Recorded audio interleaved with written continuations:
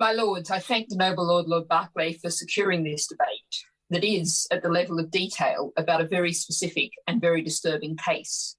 As the noble lord outlined, there was a known, clear, evident solution to a dangerous safety risk, one that the crew of the Abigail only escaped without serious injury and risk of death through the luck of the vessel rolling one way rather than another, has taken 11 years to implement. In the meantime, we've subsequently seen 9 similar incidents, while 425 similar ships on the UK ship register remain at risk. I support this regret motion while noting the conclusion of our secondary legislation scrutiny committee that it's a matter of concern that the Department of Transport has failed to follow up promptly Marine Accident Investigation Branch recommendations. I note also that the Abigail's subsequent sinking led to the release of 100 litres of lubricating and diesel oil into the marine environment, our already pollution-choked, much damaged marine environment. It's hard to believe that had this been a safety issue with cargo planes, a safety issue with HGVs, that we wouldn't have seen far faster action, or certainly a greater outcry until action was taken. And my lords, this raises a far broader issue than bilge alarms, as crucial as they are to hundreds of vessels. It raises the whole issue of safety, human and environmental, in the marine environment. Now, I think it was last week, the noble Lord Teverson had an oral question on human rights at sea. Human rights are supposed to be universal, but it's only now that the human rights at sea campaigners are seeking to effectively secure them because they're not in effect now. Fishing, although there's been some improvements, is acknowledged as one of the most dangerous jobs in these islands.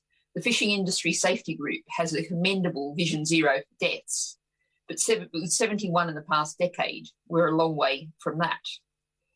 I note that working on cruise ships in the pre-COVID age that so regularly polluted our ports and caused enormous environmental damage is notoriously exploitative and unsafe for the crew. And COVID has only helped to expose the conditions faced by so many on cargo vessels, the crucial foundation of so much of our lives in our import-based society, where safety is terrible, pay low, and flags of convenience make this a wild west with no sheriff in sight. What's going on here? Why have we got this lack of knowledge? Certainly, now, few people in the UK go to sea, are employed in maritime jobs, or know someone who is. According to the latest figures I found, it's about 220,000 jobs in the UK.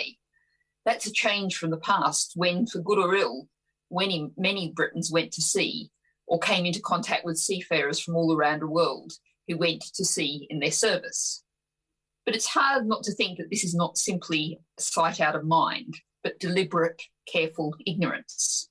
What happens in the vessels that sail from or arrive at our shores, we do bear responsibility for, whatever flag of convenience they fly, and certainly if they fly our own. Their environmental impacts too are our responsibility.